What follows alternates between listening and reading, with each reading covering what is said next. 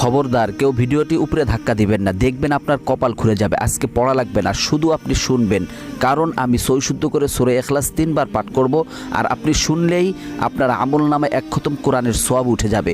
তো চলুন শুরু করা যাক। তো শুরু করার আগে যদি ভিডিওটি ভালো লাগে অবশ্যই চ্যানেলটি সাবস্ক্রাইব, ভিডিওটি লাইক এবং ভিডিওটি শেয়ার করার অনুরোধ করছি। তো চলুন শুনে আসি 3 বার। বিসমিল্লাহির রহমানির রহিম।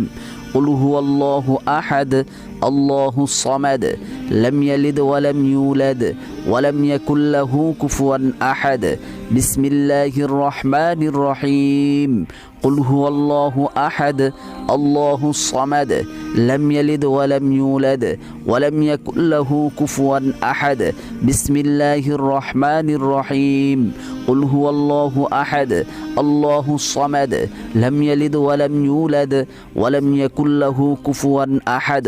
যারা শুনেছেন তাদের আমলনামায় 1 খতম কোরআনের সওয়াব উঠে গিয়েছে।